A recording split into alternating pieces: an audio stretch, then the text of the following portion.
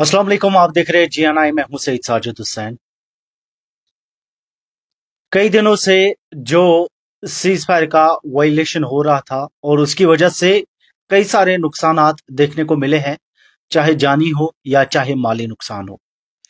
बड़े अफसोस के साथ कहना पड़ता है कि जिस तरीके की तस्वीरें आई, जिस तरीके से हमने देखा कि काफी ज्यादा नुकसान बॉर्डर के एरियाज में हुआ है, काफी नुकसान देखने को मिला है। लेकिन अब इतने दिन बाद कल सीज फायर की अनाउंसमेंट कर दी गई थी और ये यूनाइटेड स्टेट्स ऑफ अमेरिका के प्रेसिडेंट डोनाल्ड ट्रंप ने सीज फायर की अनाउंसमेंट की थी। उस पे हमने एक कंप्लीट लाइव किया था जिसमें हमने बताया था कि ट्रंप का वो क्या ट्वीट था जिसकी वजह से कंट्रोवर्सी उठी। लेकिन आज जैसे कि डिसाइडेड था कि 12 तारीख को मीटिंग होगी और मीटिंग में डिसाइड किया जाएगा कि क्या कुछ आगे हो सकता है। फर्स्ट फेज उसका खत्म हो चुका और 8 बजे अनाउंसमेंट कर दी गई थी कि अब प्राइम मिनिस्टर नरेंद्र मोदी जो है वो नेशन को नेशन से बात करेंगे। आज 8 बजे के करीब उन्होंने अपनी स्पीच दी।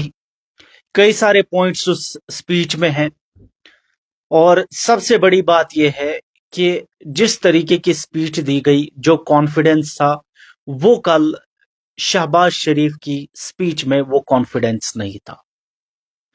हालांकि दोनों साइड से क्लेम हुआ कि नुकसान हुआ है, लेकिन उसके बावजूद भी जो कॉन्फिडेंस नरेंद्र मोदी की स्पीच में था, वो कॉन्फिडेंस शहबाज शरीफ की स्पीच में नहीं था। अब आपको बताते चले कि क्या कुछ points, important points Narendra Modi ने इस स्पीच में बोले हैं। और प्राइम मिनिस्टर का कहना है कि हमने स्ट्राइक्स पाकिस्तान के टेररिस्ट इंफ्रास्ट्रक्चर पे सिर्फ रोकी है और मिलिट्री पे, और ये जज किया जाएगा कि पाकिस्तान का रद्द अमल फ्यूचर में किस तरीके का रहता है, यानी पाकिस्तान किस तरीके से बिहेव करता है फ्यूचर में, उस पर डिपेंड रहेगा कि क्या फिर से इस तरीके की कार्रवाइयां की जाएंगी, स्ट्राइक्स की जाएंगी। ये सब पाकिस्तान के इन फ्यूचर जो उसका बिहेवियर रहेगा उस पर डिपेंड करता है। दूसरा बहुत बड़ा पॉइंट एक इन्होंने कहा कि टेरर और टॉक्स एक साथ नहीं की जा सकती है, टेरर और ट्रेड एक साथ नहीं हो सकता है, पानी और खून एक साथ कभी नहीं बह सकता। अगर इस पॉइंट को हम देखें तो जहां टॉक्स की बात हो रही थी, वही सबसे बड़ा इशू जो है वो टेररिज्म का है। यानी टेररिज्म की वजह से काफी ज्यादा हम सह चुके हैं। और रिसेंटली आपने देखा कि किस तरीके से 26 बेगुनाहों की बेदर्दी से कत्ल कर दिया गया, 26 बेगुनाहों को, वो आपको याद होगा। इसी पे ये पॉइंट बोला गया है कि जहां पे टेरर होता है, जहां पे आतंकवाद होता है, दहशतगर्दी होती है, वहां पे मुज़ाकरात कभी नहीं होते। सबसे पहले अगर आपको पीस में आना है, अगर आपको टॉक्स करने हैं, एक डिप्लोमेट टॉक्स करने हैं एक फॉर्मल तरीके से, प्रोफेशनल वे में, तो सबसे पहले आपको टेररिज्म को रोकना होगा। वही अगर हम देखें तो एक और पॉइंट है कि इंटरनेशनल कम्युनिटी को हम बता दें कि यह हमारी पॉलिसी है कि पाकिस्तान के साथ बातें सिर्फ टेररिज्म और POK पे होंगी। पाकिस्तान ऑक्युपाइड कश्मीर, इस मसले को बार बार बार बार बोला जाता है कि ये इंडिया का हिस्सा है, और हम लगातार इसको बोल रहे हैं कि POK इंडिया का हिस्सा है और बराबर इसकी डिमांड भी करते आ रहे हैं। कोई भी पॉलिटिकल पार्टी हो, चाहे इंडियन नेशनल कांग्रेस हो, चाहे भारतीय जनता पार्टी हो, लगातार वो यही कह रहे थे कि पाकिस्तान ऑक्युपाइड कश्मीर जो है ये हमारा है। अब सवाल ये है कि जो आज मौका था पाकिस्तान ऑक्युपाइड कश्मीर को लेने का, वो तो फिलहाल कुछ टाइम के लिए पॉज हो गया। लेकिन अगर इस चीज को हम ध्यान से देखें तो ये सीज फायर बहुत ज्यादा जरूरी था। हालांकि सोशल मीडिया पे कई सारे ऐसे पोस्ट्स आए जहां पे लोगों ने कहा कि इन्होंने प्राइम मिनिस्टर ने सरेंडर किया, इन्होंने क्यों सीज फायर माना जब इतना ज्यादा नुकसान हुआ है। वॉर अगर आपको देखना है, आप रशिया यूक्रेन की तबाही देखिए, आप देखिए फलस्तीन की तबाही देखिए, आप कितनी ज्यादा तबाही इस जंग से होती है। जिस तरीके का स्टेटमेंट, एक छोटी सी क्लिप हमने चलाई थी, एक्स वेटरन है, वेटरन आर्मी ऑफिसर है, उन्होंने कहा था कि वॉर कोई रोमांटिक मूवी नहीं है, बॉलीवुड मूवी नहीं है। और ये हकीकत भी है। जंग अगर हम देखें, इसमें कोई नहीं जीतता, ये नुकसान है।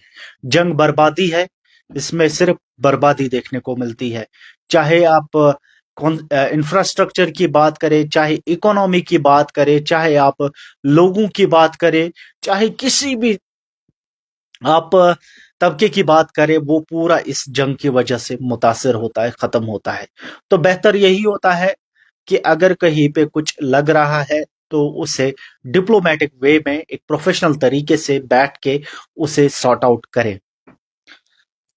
अब अगर हम देखें तो एक और स्टेटमेंट है जो कि बहुत बड़ा स्टेटमेंट है अपने आप में ही, कि ऑपरेशन सिंदूर जो है वो कंटिन्यू रहेगा टेररिज्म के खिलाफ। ये प्रधानमंत्री नरेंद्र मोदी का कहना है। यानी लोग बोल रहे थे कि सीज फायर हुआ है, लेकिन अब किसी भी तरीके की कार्रवाइयां नहीं होंगी। लेकिन आपकी जानकारी के लिए बता दें कि प्रधानमंत्री नरेंद्र मोदी ने खुद कहा कि ऑपरेशन सिंदूर ये बंद नहीं होगा, ये कंटिन्यू रहेगा। और किसके खिलाफ है? ये टेररिज्म के खिलाफ है, और ये हमेशा कंटिन्यू रहेगा।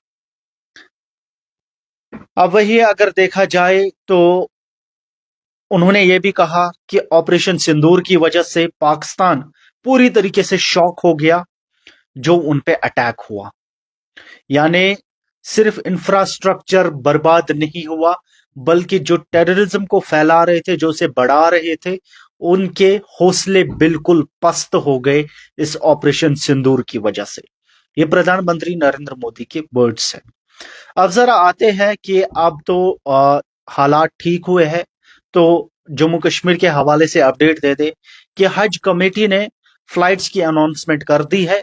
14 मई से शेड्यूल जारी कर दिया है। हज के लिए जो हाजी साहिबान जा रहे थे, उनकी फ्लाइट्स अब स्टार्ट होंगी 14 मई को।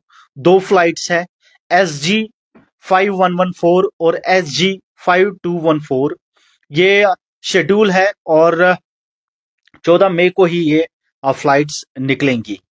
तो सबसे गुजारिश है कि जो लोग इन फ्लाइट्स में जा रहे हैं वो हज हाउस बेमना में रिपोर्ट करें 6 से 6:30 बजे तक सुबह के टाइम, और 9 से 9:30 बजे तक सुबह के टाइम। इसके साथ ही आपको बता दें कि तमाम स्कूल्स और कॉलेजेस कश्मीर में कल से वापस से ओपन होंगे। सिर्फ कुपवारा, बारामुल्ला और गुरेज के जो इलाके हैं वो फिलहाल वहां के जो स्कूल्स हैं वो बंद रहेंगे, क्योंकि अभी जो ऑनगोइंग सिक्योरिटी कंसर्न्स है उन एरियाज पे, क्योंकि बॉर्डर के नजदीक के इलाके हैं, इस वजह से फिलहाल उन स्कूल्स को बंद रखा जाएगा। एक और अपडेट आपको बता दें कि श्रीनगर इंटरनेशनल एयरपोर्ट, जैसे कि मैंने कहा कि मई 13 से ये रिज्यूम हो जाएगा, वापस से यहां से फ्लाइट्स उठेंगी।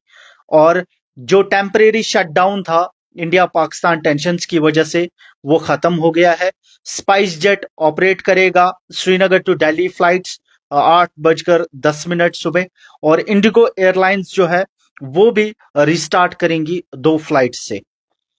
पैसेंजर्स को एडवाइस किया जाता है कि शेड्यूल्स को चेक करें और जल्दी से एयरपोर्ट पहुंच जाए, यानी जो उनका फ्लाइट का टाइम होगा उससे पहले ही वो एयरपोर्ट पहुंच जाए जिन्हें कहीं पे जाना है, ताकि किसी भी तरीके का क्राउड ना हो।